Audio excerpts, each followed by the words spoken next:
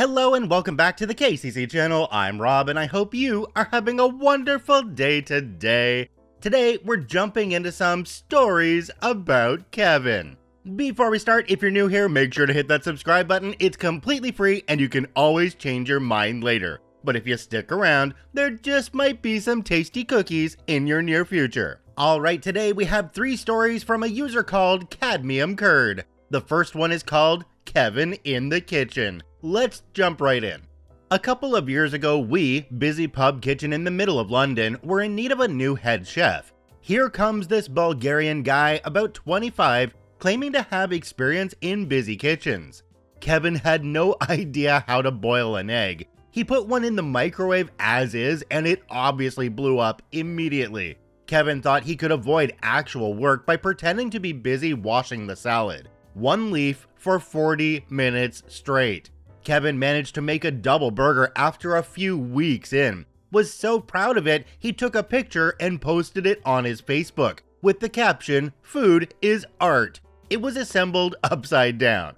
Kevin took 2 hours and a half to prep 1 Scotch egg. For everyone unfamiliar with Brit food, it's a soft-shell boiled egg wrapped in sausage and haggis meat, panettted in egg and breadcrumbs and deep fried, a popular bar snack. To put things in perspective, I can make 12 of them in 20 minutes, including the boiling time for the eggs and not rushing. Kevin took 5 hours to make 7 portions of fish cakes. Again, anyone else in the kitchen could make 15 portions in 40 minutes at most. As soon as the tickets were starting to rush in, Kevin would suddenly remember he had something really important to do and disappear in the office for hours. In the rare instances he was actually forced to be on the pass working, Kevin would panic as soon as he got more than 1 ticket with 1 item on it. Burger with triple chips? Panic mode engaged. Kevin would often stop food from coming out of the kitchen in the middle of rush hour to put his personal touch on them. End result, a massive traffic jam of dishes ready to go on the pass, and the 1 dish that was supposed to go down turning cold cause Crap for Brains took 20 minutes to draw a circle on the plate with the ketchup bottle. Kevin decided that the best way to clean a stick blender would be to put it in the dishwasher, engine, wire, and all. Kevin once had to take delivery early in the morning. We used a dumbwaiter to send food to the bar and to bring deliveries in. That specific delivery had several drums of vegetable oil for the fryers. 20 liters each, little over 5 gallons each for you Yanks. Everyone else, myself included, used to put the actual food in the lift and bring the oil drums in the kitchen by hand. Not Kevin. Being the genius he is, Kevin decides to put them all in the lift. All of them, despite them not fitting in the lift and hanging on the sides. Cut to a couple hours later, when we found the lift stuck between floors, the engine having gone into emergency stop, and the drums inside completely unreachable from either floor. Did I mention this happened on a Friday morning, aka the most effing unbelievably busy shift in the entire week? But before Kevin took delivery another time, now usually delivery came in at 7:30 a.m., by 9 o'clock, whoever took the delivery was done putting everything away and folding the cardboard boxes for disposal, and could start prep for the day with ease. Not Kevin. I was on shift for 11 a.m. that day, and I came in to see everything still around the kitchen, still in its boxes, and that lazy F playing with his phone, and no prep done, and everything turned off, with the kitchen opening in minutes. Kevin was on evening shift after a new hire, a guy almost his exact opposite, hardworking, fast learner, and smart as heck. New guy had 10 to 5 shift, Kevin is 4 to 10. Problem is, as soon as he came in, Kevin started to complain it was too hot and went home at 4:30, leaving the new guy alone. He was a total legend, pulled a 10 to 10 shift by himself like a boss, then went straight to the manager and resigned on the spot, cause, and I quote, "This is BS I cannot tolerate." OP added a couple of edits onto this one. The first one says, edit. Since many of you wonder if Kevin was fired, yes, he was after 4 months in, and after losing half the kitchen staff, the new guy and myself, and a coworker. If the new guy was a legend, this guy's legend cubed. Massively experienced. Anything that could possibly happen in a kitchen, he's seen it, lived through it, and survived to tell the tale. About to go on holiday, told the manager that if he found that useless butthole when he came back, he would move and take his girlfriend, also a coworker, also hated Kevin with a passion, with him. Kevin was fired a week or so later. Edit number 2 says, I just realized I never wrote down the details of my departure. Since it can provide a bit of entertainment, here they are. Kevin, one fateful day, gets in all smug and cocky and wanted to teach us how to make a perfect glaze. Needless to say, his perfect technique was all wrong from start to finish, leading me to believe he either took it from some YouTube video and forgot half the steps, or lifted straight from 5-minute crafts. I was already more than fed up with his BS and called him out on this. He got very upset and yelled, I am the head chef. To which I couldn't resist answering, you ain't even a bad kitchen porter. Turned around, went straight to the manager's office, and told him that I was leaving.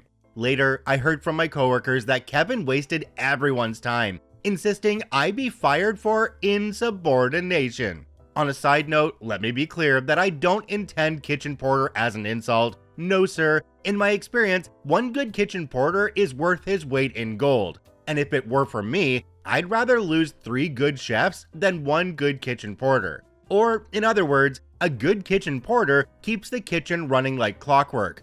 A bad kitchen porter makes the kitchen crash like a train wreck. Kevin, as you can already guess, was worse than a bad kitchen porter.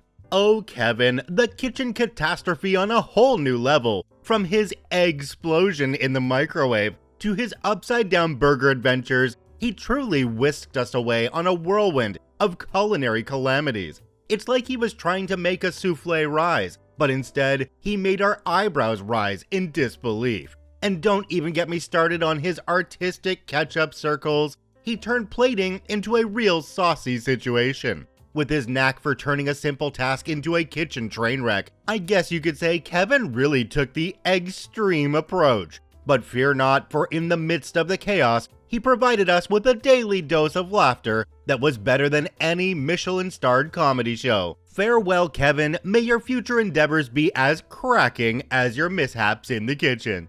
Our second story comes to us from the same OP, Cadmium Curd, The Kitchen of Horrors, or How I Met a Herd of Rabid Kevins and Lived to Tell the Tale. Let's jump right in. Probably I'm just unlucky to get so many dumb butts on my way, or somehow I've developed the worst superpower in history, a magnetic field that only attracts dimwits. Or maybe there's so many of them, one just can't help but bump into the molasses for brains everywhere. I don't know. All of this to say that the following shining examples of Kevinness are unrelated to the other kitchen Kevin I've already wrote about. Sadly, they are everywhere. They are legion. Background: I've worked for a short time in a busy chain restaurant in the middle of London, and resigned when my Kevin tolerance reached its limit. Head chef was this kid, about 25. Not that that would be a bad sign per se. I've done a cooking course under a 22-year-old chef who was a natural talent and a genius. But this guy, 1 year earlier, was working as a runner, had no experience, and as it came out later, no formal knowledge or training. He did work hard, but not smart. Kevin had an incredibly high turnover rate. Staff was coming and going on average of at least 1 change a week. Either someone was resigning or someone else coming in, not a good sign. Now down to the Kevinalities. Head Kevin had no effing clue about organization, teamwork, or task distribution.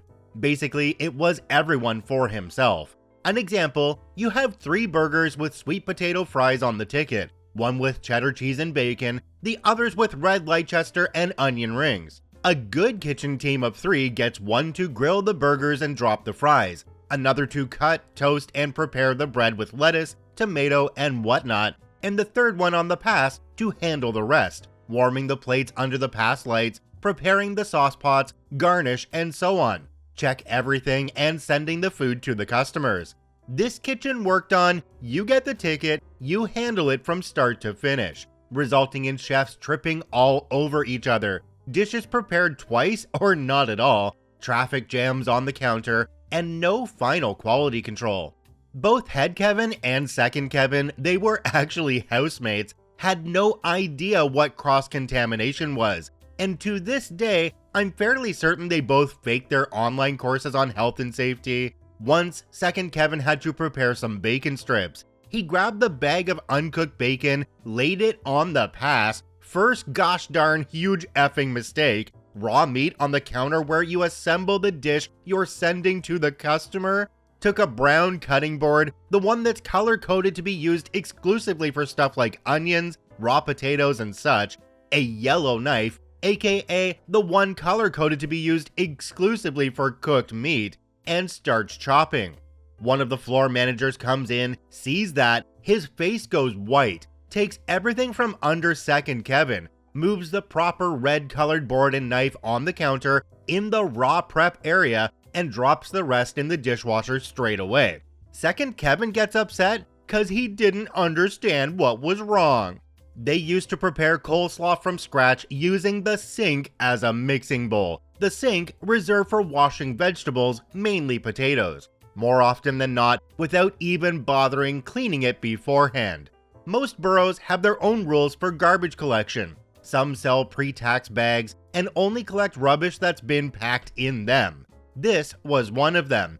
Big Kevin, the manager, didn't buy the rubbish bags once for whatever reason, so we couldn't put the garbage out for collection for 2 effing weeks.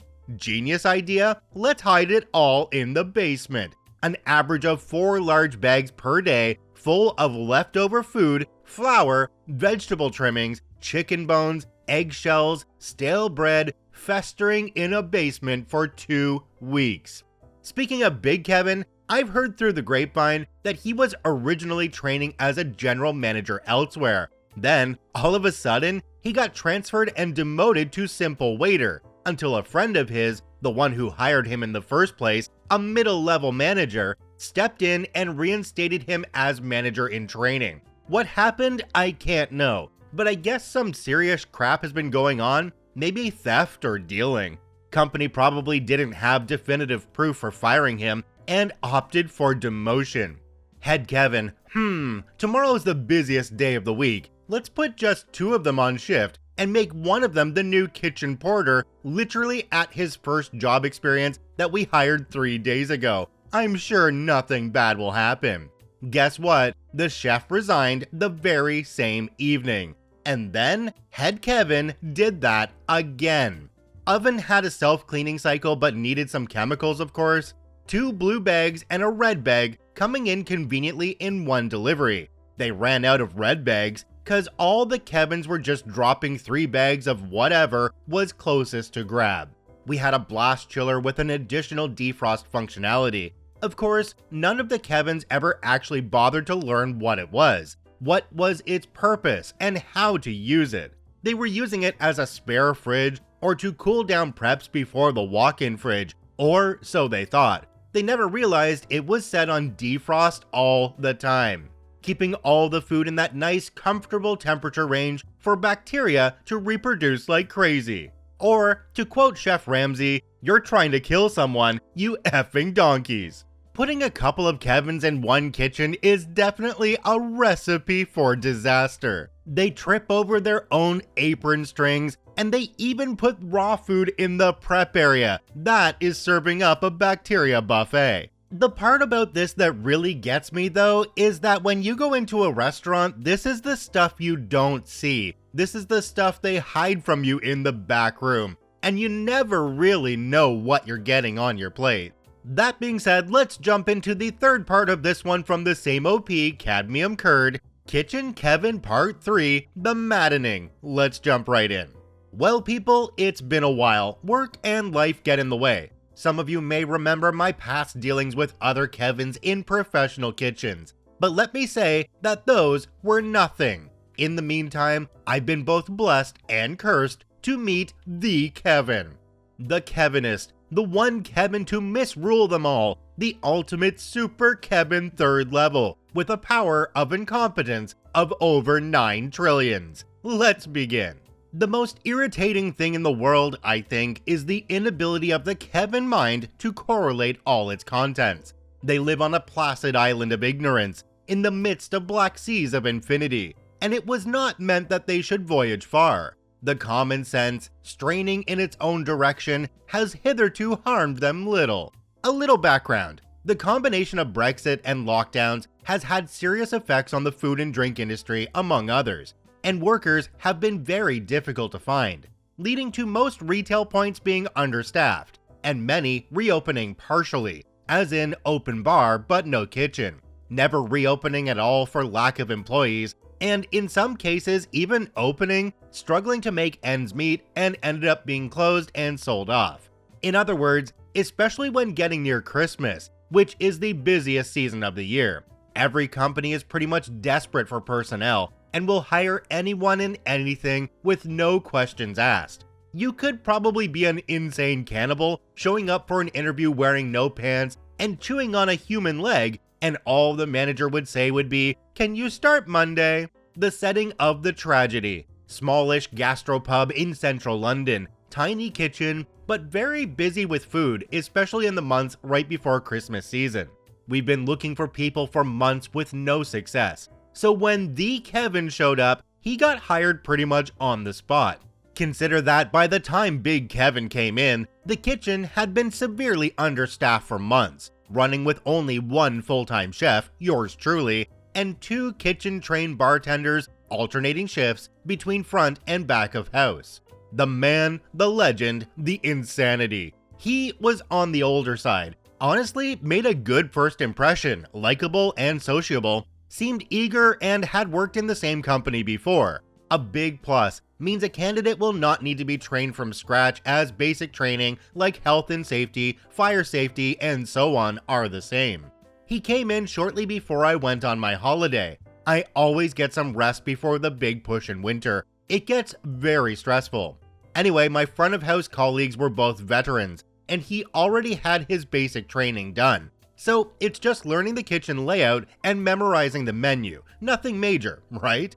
I come back after my vacation and find my colleague, who was also the holding manager at the time, at her wit's end and pretty much wanting his head on a platter, for reasons that will come clear shortly. Okay, calm down, I say. Maybe he just needs to be trained again. I'll do as many shifts as possible with him and retrain him from scratch.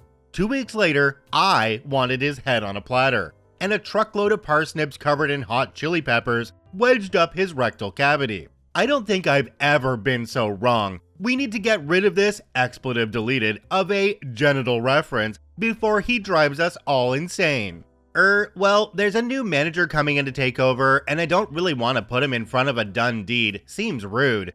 Okay then, let's hold on to the wanker for a little longer. New manager comes in, we talk about the situation.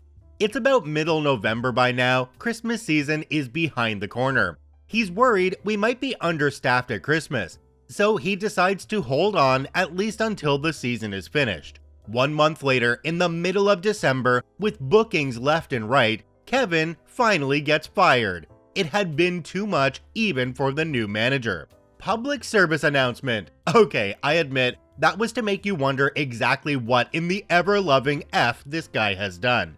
But that's for your mental well-being, my dear readers, so you would have some time to prepare yourself for the abysmal show of a grown man who reached maturity without even encountering the concept of common sense once in his life. So please sit down, put down your drink to avoid spitting it at your screen, take off your hat if you wear one because you'll scratch your head repeatedly, and if you are or ever have been a kitchen worker, I strongly suggest you tie a pillow on your forehead so you don't hurt yourself when you'll feel the urge of smashing it into the closest wall. Let the madness begin. The Chronicles of Kevin, the Destroyer of Sanity. Kevin has no concept of multitasking. A ticket is a list to be done in order, completely, from start to finish, with no overlapping. For example, let's say you get table 2 ordering a fish and chips, a fish finger sandwich with chips, and a portion of chips in that order. Oh, by the way, for you people on the other side of the Atlantic, chips in the UK are the big fat potato fries. Fries are your regular French fries, and crisps are what you call chips. A sane chef would drop 3 portions of chips, a battered fish and fish fingers, then toast the bread and prepare the plating. Total time for the ticket, the time to cook the fish through, about 6 to 7 minutes. Not Kevin. Kevin was probably afraid to anger the gods if he'd done more than one thing at a time. So what he would have done was drop the fish, wait for it to cook, take it out, drop 1 portion of chips, wait, take them out, prepare the plate for the fish and chips, plate it, drop the fish fingers, wait, take them out, drop 1 portion of chips, wait, take them out, toast the bread, put the fish fingers in the bread, prepare the plate, plate the sandwich, drop 1 portion of chips, wait, take them out, prepare the bowl, plate the chips in the bowl, call for a waiter. Total approximate time for the ticket, whatever, too effing long. Kevin also had his own concept of portioning, which is to say almost at random. He would put a cubic F-ton of fries on a plate and 3 chips in number on the plate next to it. I say almost because, oddly enough, he would always over-portion fish, a lot. Why? Cause the cheeky C thought he got to eat the extra fish for free. I realized that at a certain point and did a little experiment. One day we got 2 portions of fish fingers on order. So I asked Kevin to drop 2 portions, and lo and behold, he dropped 5. That was over 2 months in, by the way. Anyway, instead of letting him have the extra 3 portions, I threw them in the bin straight away and looked at him. He was pouting like a child that didn't get the candy. Kevin also had no concept of quality. If something existed in the kitchen, it was good enough. I don't need to tell you that sometimes things get ruined by accident. In that case, you just throw them away and write them off as waste. Not Kevin though. Kevin would take a smashed burger bun that's literally falling apart and serve it, even if it looks like a dog chewed on it. Kevin also applied his policy to pot wash, loading the dishwasher with 3 or 4 plates tops, making it run, and doing absolutely nothing in the meantime. Oh, sometimes he wouldn't feel like actually, washing the dishes, so he would just hide the dirty dishes between the clean ones. Preps? Dear cooks, chefs, and kitchen workers in general, have you ever seen a man prepare 12 portions of salad one at a time? Have you ever seen a man take 4 hours to close down? And by close down, I mean clean the surfaces, wash the dishes, put away tools, and mop the floor after turning everything off? Kevin would also complain all the time about everything. He wanted free food. He wanted front of house to clean the kitchen for him. He wanted the other kitchen staff to do preps and service in his place. He didn't want to do double shifts, didn't want to do solo shifts, didn't want to open, didn't want to close down. Pretty much, he wanted to be paid for the pleasure of his company. Kevin would also not accept any kind of responsibility or request for improvement. Not his fault for anything it was, always someone else's. Example, he doesn't do any preps, so you ask him why, and he says, "Nobody told me to." Okay then, you make a list and put it on the pass. He still does nothing on it. You ask him why, and he says he didn't see it. Okay then, let's write another list and effing glue it on the effing pass. I'm talking about an A4 sheet stuck between the shelves with duct tape like a curtain right in the effing middle. Not even a blind cyclops would miss it. Kevin doesn't do anything on the list, and when confronted he says, "I didn't know it was meant for me," despite having his effing name in capital letters right on top. He would also rant and go on some absolutely bonkers conspiracy theories. My favorite is the one about him being almost ran over by Iraqi terrorists because back in the 90s, he wrote a letter to Tony Blair advocating in favor of participation in the Gulf War. The final act of this memorable train wreck of a man consists in 3 exploits, of which 2 are in the same day. Imagine, if you will, a busy gastropub in the middle of Christmas season. During lunch rush, 2 bookings of about 20 people each just came in, and the effing delivery that got so late it's unloading crap right in the middle. My fellow cooks and chefs will understand. For all the others, let me just say that this crap is the stuff that nightmares are made of. We got into emergency mode straight away. new manager handling service, holding manager on the pass, me slamming the effing delivery away, and dropping crap on the cookers and fryers in between runs. Later on, they made a bit of fun of me saying I look kinda like the cartoon Tasmanian Devil. And Kevin, well, Kevin was standing around. You ask him to do something, he would move very slowly, waste time, or just blabber away and ignore it. Later in the evening, we got another booking, but as it was confirmed kinda late and in the chaos of the time the kitchen rota wasn't amended, so Kevin was scheduled to finish right when the booking was coming in. Now, in this business, an unwritten rule is, don't leave your mates in the crap if you don't want to be left in the crap yourself. Guess what? Kevin, that has already been of absolutely no use during lunch, insisted he was scheduled to finish early, and he wanted to finish early. At this point, I lost my temper and told him to F off, and that he's useless. Not even 5 minutes later, my other colleague, the kitchen-trained front of house, came into the kitchen, got changed, and helped me out without anyone even asking him anything. Effing legend, that man. Booking done, I have a chat with the manager and put straight away that this is effing enough, and I don't want to see Kevin alive or dead again. Now, at this point, there's been a flood of cancellations due to a resurgence of COVID, so the next day, we decided to keep the kitchen closed, and myself and another colleague from another pub would have gone to a third pub to help them out with their own bookings, since they were short-staffed. Head chef got COVID if I remember correctly. Kevin wasn't noticed of this, planning on having a chat with him as soon as he came in and fire him. But everyone underestimated Kevin's laziness, it seems. He did know I was in the other pub, so he would have had to do a double, not alone though. So he called in sick.